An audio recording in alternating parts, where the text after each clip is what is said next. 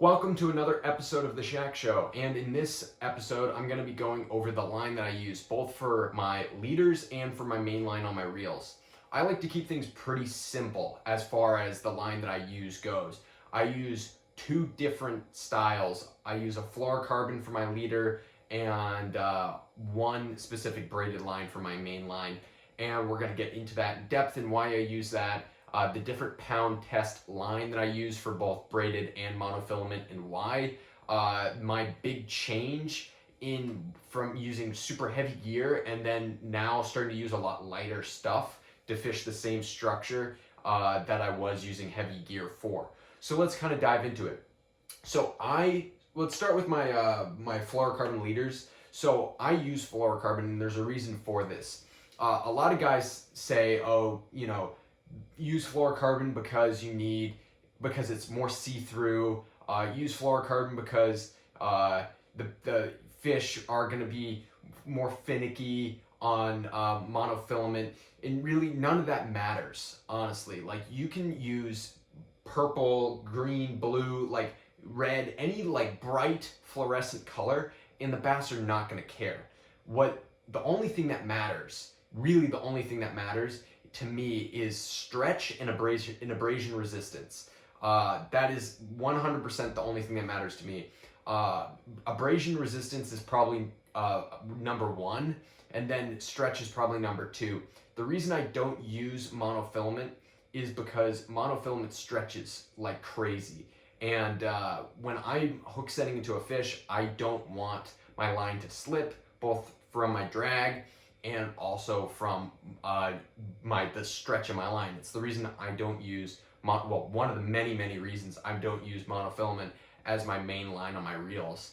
And also why I don't use monofilament for my leaders. I know a lot of guys that do and love it, but that's, to me, a very important part of using fluorocarbon, is because there's not as much stretch, so you get more secure hook sets, and then it is much more abrasion resistant. I use one type, so I use Seaguar, specifically the Blue Label Seaguar line, and the reason I use the Blue Label is because I believe it's their toughest line for what I do. It's really good abrasion resistance. It doesn't stretch as much. Seaguar makes a ton of different labels, as they call it. There's like green label, there's gold label, there's a whole bunch of different ones. Some are thinner or more see-through or less see-through, or made for like different types of fishing. The reason I use this is, number one, like, the thinner you get, I find it gets a little stretchier, and also it's easier to break, even though, we'll say the 30-pound Blue Label is stronger than the green label and stronger than the gold label. In my opinion, I've broken off far more times on green labels and gold label line than I have with the Blue Label. Could just be a confidence thing, but that's why I use the Blue Label specifically. And I think it's a really tough line. I think that I've had many scenarios where you have both bluefish chewing on it, and you have the bass digging you into rocks, and it just doesn't break. I've seen this line frayed up like crazy when the bass dive deep on some boulders or wrap me on stuff, and it doesn't break. I've had scenarios where I've had them wrap around lobster pots and not break off. Which is extraordinary. So having a really durable leader is super important to me, and that's why I use the Blue Label Seaguar. So I use a few different pound test line. I use 20-pound test line, I use 30-pound test line, I use 40-pound test line, and occasionally I'll be using 50-pound test line. But again, that's a pretty occasional, and mostly so if I'm in a really tough situation for landing fish, I can wrap my hand around that and pull like a 25-pound bass up over structure or out of the rocks nice and quickly to not be hit by a wave and not have my line snap. I would be super careful doing that, because you'll actually cut your hands pretty good on that, and that is a big no-no. With braided line, you do not want to wrap your hands around braided line, because you can cut your hand like crazy on braided line. So please use a leader. It's super important.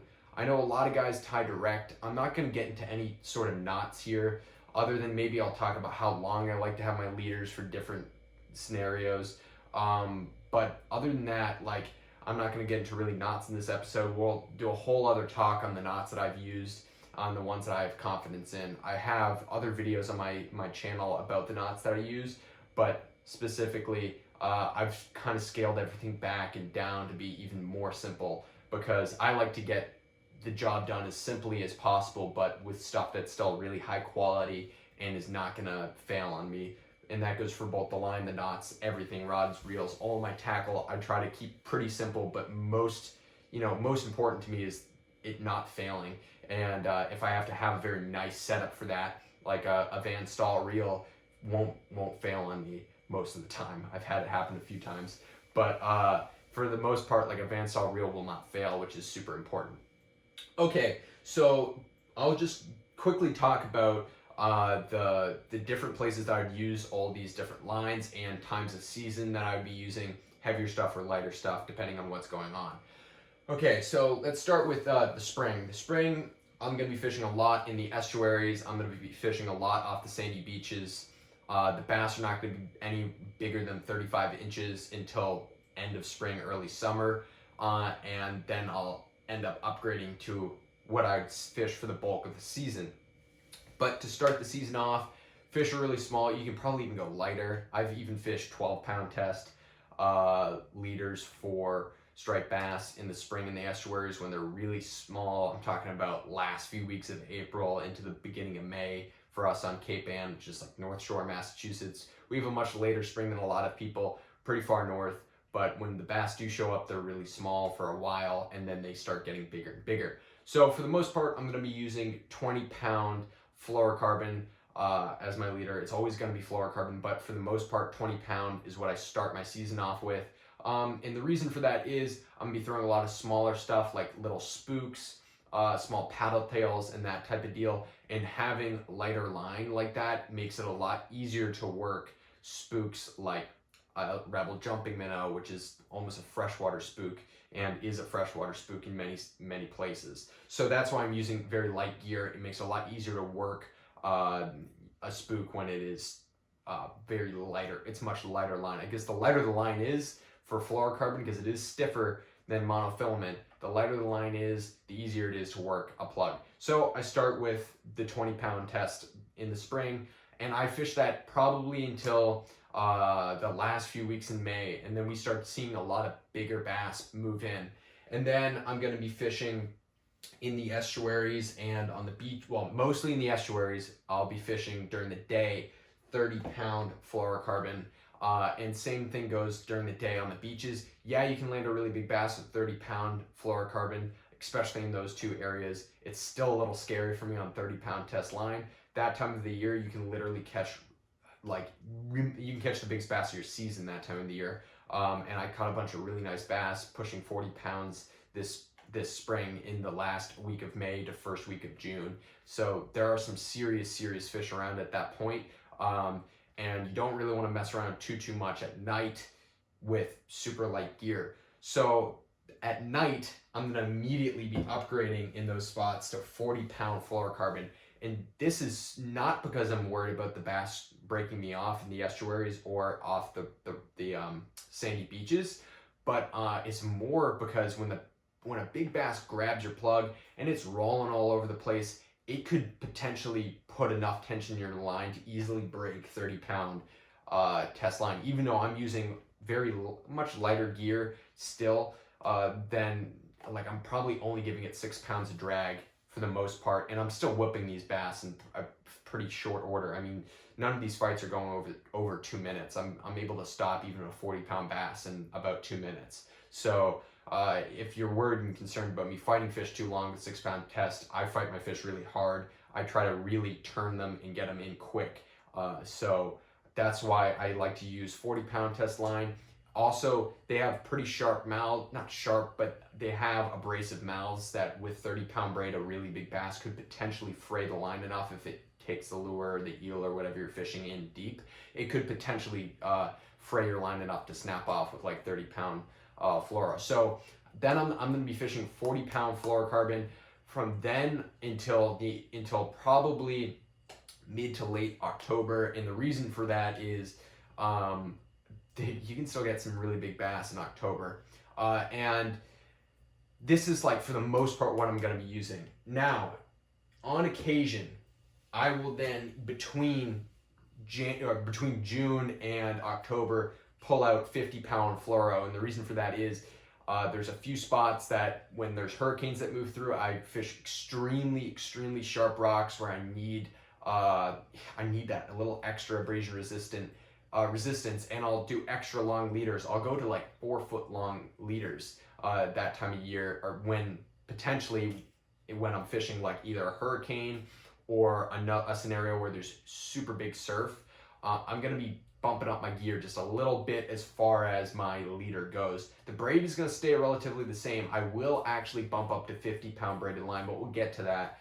For the most part, you know, when I do bump up to 50-pound fluoro, I'm probably gonna be fishing 50-pound braid. That is heavy for a lot of guys in my area. A lot of guys don't fish this heavy, but I still can't quite break that habit to fish that heavy. I still want to be fishing light drag. I did talk about fishing lighter drag in one of my last shack shows, so make sure to check that one out. But for the most part, I'm going to be fishing 50-pound fluoro when there's big surf, sharp boulder fields, scary areas where I can have a little extra security if that bass brings me over a rock, that my line won't snap like that, and potentially it can if it gets you good enough on a rock.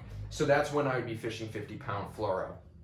Okay, and then after, you know, and that would only potentially go until like mid-October, and that's like as far as my 40 and my 50-pound line will use. Then I'm jumping right back down to 30, well, where is it? Jumping right back down to 30-pound fluoro if I'm fishing off the rocks throughout October. As soon as October ends, we're pretty much done with big fish. You'd be lucky to get a bass that's 32, 33 in November, which is crazy. And if we do even have fish in November, I'm fishing 20-pound fluoro, and they're all gonna be really small bass. And even off the rocks, I mean, you're not gonna be catching anything that's bigger than 25 inches.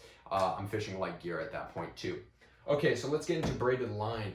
The braided line that I use is, I just have it rigged up here. I use the Power Pro Max Quattro braided line. It's 25% thinner than the rating of the line, but the same strength. So for instance, I fish 30-pound braided line 90% of the year. I'm talking no matter where I'm fishing, estuaries in the spring, all the way through, you know, big boulder fields and big, tough, huge waves and stuff. I'm still fishing 30-pound fluoro Max Quattro. It's great abrasion resistance. It's thin. It casts extremely well. I've caught some really big bass this year on this in the boulder fields. Extremely big bass off the beaches and in the estuaries, all on 30-pound braid, and it's held up great. After a while, eventually it does get a little bit more fluffy and lose the thinness of it. It kind of goes back to what it would originally be size-wise. But for many months, you're gonna probably a good 3 to 4 months of fishing as much as I do, which is every day, probably 2 to 3 times a day for 6 hours at a time. So if you can do the math on that, that's like a ridiculous amount of time. But I guide and stuff, so I'm always out there.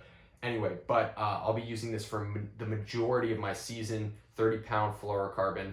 I do have lighter setups though. So in the early spring, I'm talking end of April, last like week to 2 weeks of April to the first or throughout probably mid-May, I'll probably be using 20-pound Max Quattro, the same deal on just a much lighter setup. But yeah, I'll be fishing like 20-pound Max Quattro, and then I will bump up to my bigger reel and my 50-pound Max Quattro if I'm fishing a place where it's just jagged rocks, huge surf, and I just am in a bad situation, and I know I'm going to be put in a bad situation where like I have to stand pretty far back from where the rocks are exposed, or where the exposed rocks are, because of how big the waves are. So I can't really get up close to where the fish is going to be, you know, on the rocks, quite literally. So that's when I would be using 50-pound braid, just because I need that just little extra security, and I can't quite kick that need for that extra security. Even though a lot of guys are like, what are you doing? That's way too heavy. I have a few spots I just feel like I need that little bit extra heavy line. And I know that there's guys that fish way heavier, and I used to be one of those guys. Like, I used to fish like 80-pound braid in some of those spots, big reels and the whole everything like that, huge rods. But this year in particular, I really, I was converted to fishing lighter stuff. I don't know what to say. I was wrong. I talked about this again in my drag video, where I had I believe for so long that that's like the way you go. You fish much lighter stuff. But there's a few things that when, say you want to throw big rig deals or big plugs, where you need a heavier rod and heavier reel to do so, that's when I'll be bumping up to my 50 for both my fluorocarbon and my braid. That's another scenario where I might throw like huge like rig deals or eel jigs or really big plugs I don't want to break off on. I'm really going to step up my gear a little bit to fight those fish. Anyway, I hope you guys enjoyed this video about my line. I have plenty more videos coming. I'm going to be posting all sorts of stuff. Again, like we'll go over my knots and my leaders even in greater depth. I guess I should probably mention it before I end. I'm fishing normally 3-foot leaders, and then I'll go to 4-foot leaders when I need some extra, when I'm fishing off the rocks specifically, just to give me a little more security where I don't have to get as far down to grab my fish, and or there's a longer line so that when the bass is potentially rubbing me against the rocks, it won't snap me off. So I use my Max Quattro. Just to recap again before we end this, I use Max Quattro or Power Pro Max Quattro line from 20-pound test to the majority of my season. The majority of my season I'm using 30-pound test, and then every once in a while I'll bump it up to 50. For the fluorocarbon, this Blue Label Seaguar, I'll be using 20 in the spring, then I'll be bumping up to 30 a little bit later in the spring. Then I'll be fishing 40 for the bulk of my season, every once in a while bumping up to 50 depending on what I'm throwing and how big the surf is. And then I'll be bumping back down after later into October once the fish are leaving and they're a lot smaller again. Be bumping way back down to 30 and then even 20-pound test at the very end of my season. Thank you guys so much for watching this video. Please like and subscribe, and I'll see you next time.